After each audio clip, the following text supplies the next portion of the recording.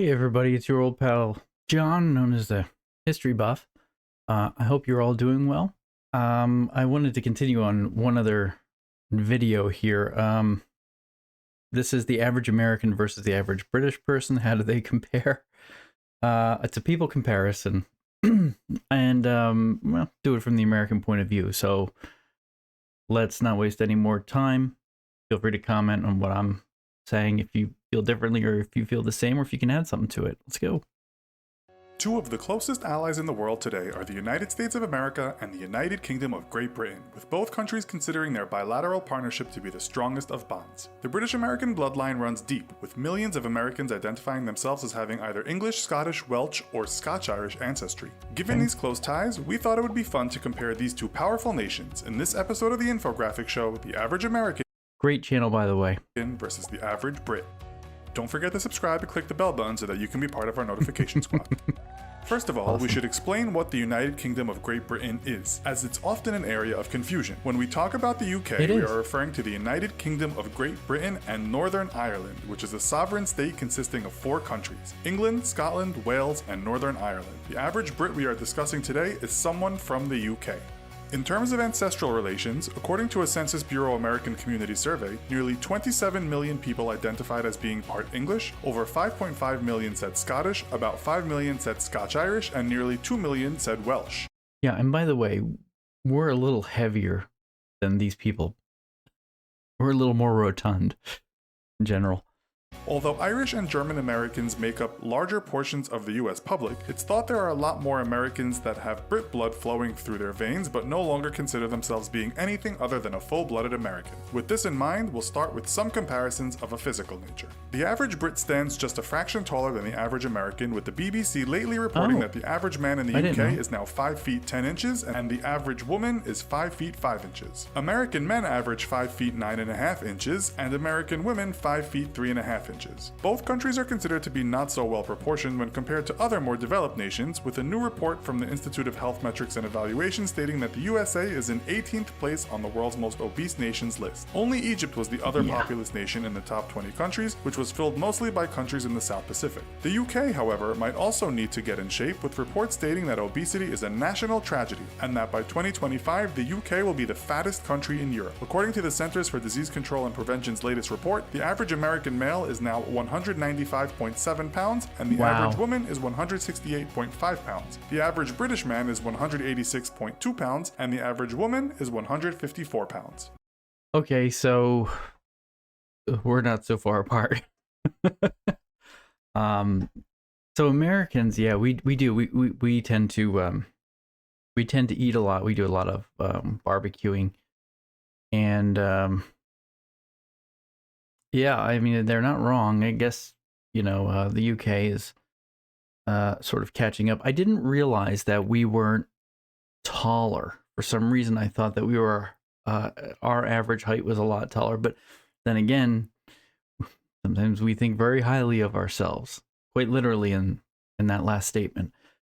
Does the fact both countries are perhaps on the heavy side influence life expectancy? American men on average will live to 77.11 years, and American women 81.94. Citizens of the United Kingdom can expect to clock out at a similar age on average, with male life expectancy standing at 79.1 and female life expectancy 82.8. The median age, meaning half the country is older and half the country younger, is 37.8 in the USA for men and women, and right on 40 in the UK.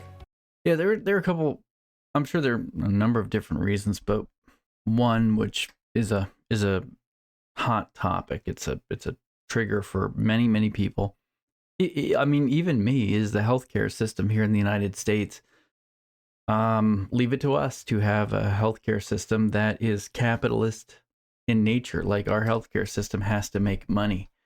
It's not controlled by the government, which, to be quite honest with you, I mean, it just makes sense. I mean, Americans are very quick to point at, like, your national health care service or other countries' national health care service, like in Canada, for example, or any place like that has a government-controlled health care service, and say it's socialism. It's one of the reasons is that because we get very indoctrinated into capitalism wins And there isn't a lot of, I personally think there isn't a lot of free thinking. Not, I don't want to say free thinking, but there isn't a lot of uh, people doing their own research. Because right now there's this whole thing about what people believe is true and what people believe is not true. And some, like, people would say, like, 1 and 1 is 3, and you'd be like, no, that's not true. And they would just, for whatever the argument, I'm just using that as an example, and they say, no, that's the way it is. And you could give them every reason in the book why 1 and 1 is not 3, but their minds are made up.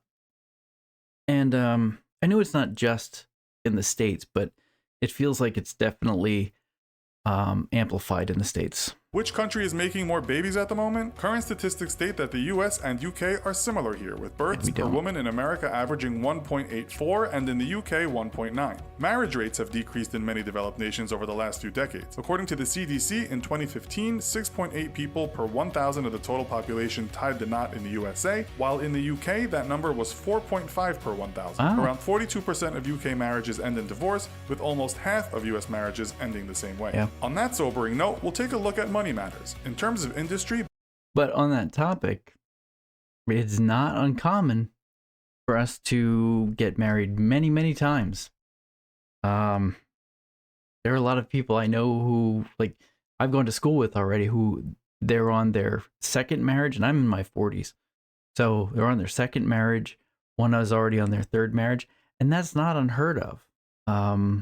Probably because it happens in Hollywood a lot, and that becomes like a celebrity thing. So I guess it's seen as okay, but it's kind of weird for a religious, we're not really religious, but we call ourselves a religious-based country, to see that as being okay.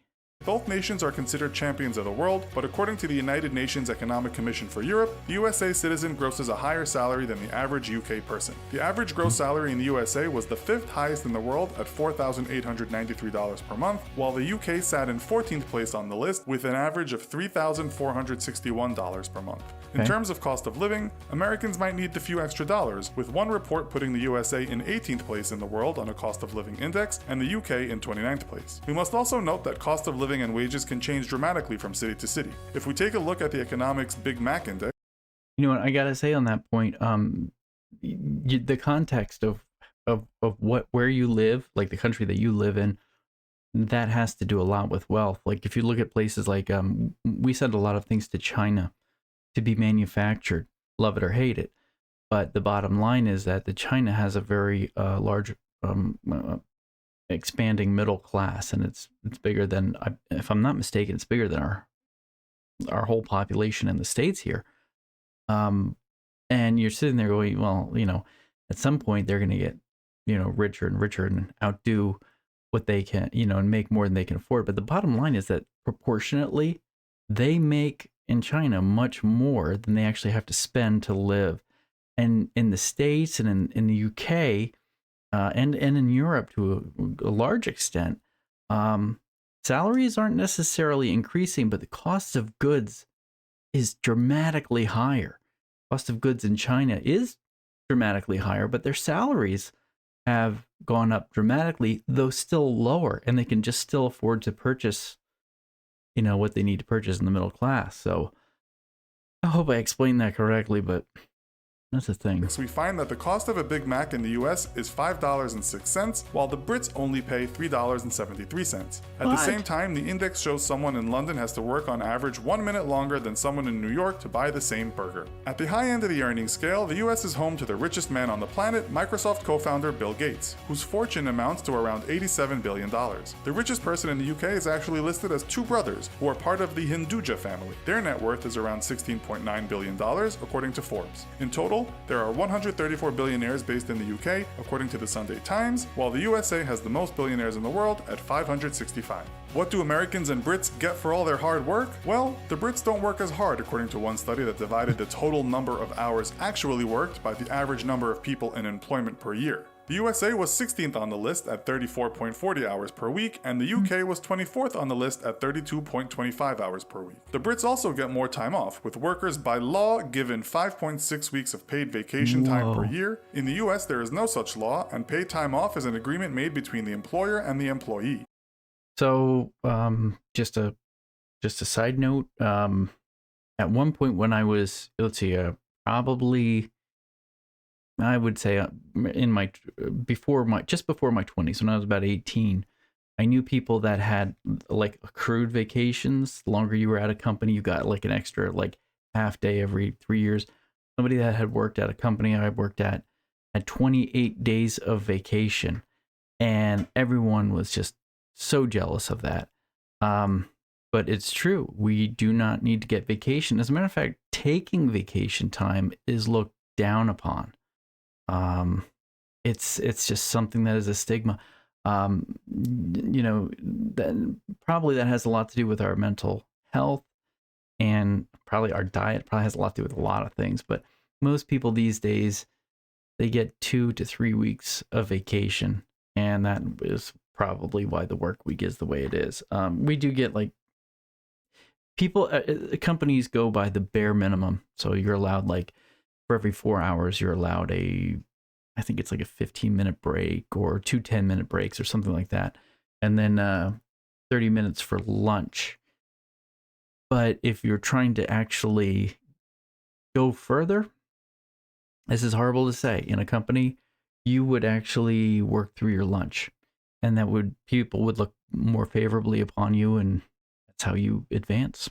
The average paid days off in the US is said to be about 10 days, with that number increasing with the number of years in a certain job. The UK has less public holidays though, at 8 days, with the US enjoying 10 national public holidays. Americans may work harder, but they also seem to be getting more for their buck. While the British public have been dealing with drastically increasing property prices, they also live in very small abodes. Studies have found that Britain's houses on average are some of the smallest in Europe at around 818 square feet. American citizens on average can enjoy much larger living areas, with the average house size being around 2,160 square feet. The US also has more in terms of vehicle ownership. America is third on the list of number of vehicles owned per 1,000 people at 797, excluding motorcycles and anything else on two wheels. The UK lies in 34th place on the same list with 519 vehicles per 1,000 people. All right, so a point on that is the United States, again, a lot of it has to do with geography. You go to New York City, not a lot of people own cars, but if you live like where I live, which is in the outside the Philadelphia area in a place called like Bucks County, look, you've got to have a car to get somewhere. There's no way you can walk from one place to another, and even riding a bike, you can't do it. It's just not a thing. And if you go to the places that are in the central part of the country, everybody has to pretty much have a car. If you don't, it's a problem. You can't have a job. You can't. There's no real public transportation to speak of. So Ubers, and things like that became pretty popular, and still will be popular, I think. But the other thing is that we do have a lot of houses. We don't have older structures, just because of when the Americas were quote unquote discovered, if you want to say that, when Europeans came over in more dramatic numbers. They didn't build houses out of stone as much, but there was a lot of forest to be cleared to allow for like a living space and cities. And we have a lot of forest here in the United States, so a lot of our houses are built out of wood. Wood is easy to make improvements on. You can add on to certain things. And so essentially, I don't know, around the turn of the century, almost everything seemed to have been made out of wood. And then you had the suburbs come in, the mass production of houses because of a population boom after World War II. And I'd say, you get a lot of houses in this suburban lifestyle, which is, I live in suburbia, and my house is made out of wood. The problem is, though, is that it's a lot of upkeep. Stones don't, the stone and maybe plaster. It doesn't wear as quickly as wood does. So in 30 years, you're putting a lot of money into your house.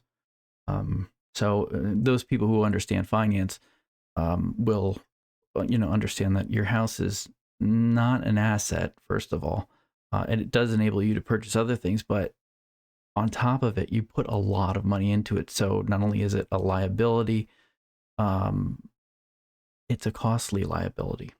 Rising property prices, expensive cars. What does this mean in terms of borrowing money? Household debt statistics, which is measured by all money owed to financial institutions, whether it be for a house or a BMW, has both the UK and the US in the top 10 countries of the world. For 2016, the UK was in 6th place on the household debt list, and the US not far behind in 7th place. UK citizens looking for a higher education and a good start in life might also have to take on a lot of debt before they actually embark on a career. While much of Europe enjoys a free ride or low-cost higher education, England is now said to be the most expensive place in the world to get a college degree. The latest reports state UK nationals attending an English university can expect annual tuition to be $11,715 compared to the $9,410 Americans pay on average per year. On average, the class of 2016 in the USA owed around $37,172 in loans, while students graduating from a university in England could expect to owe as much as something in the region of $40,000 to $55,000. Scotland, Wales, and Northern Ireland all have cheaper university tuition fees or no tuition fee for Scottish people studying in Scotland. Students may still have to borrow to study though, with a recent report by the Student Loans Company stating the average student debt in Northern Ireland and Scotland was around $26,000 and $15,000 respectively. The Welsh have part of their tuition fees paid for by the Welsh government, but students still rack up debts on average of around $24,000.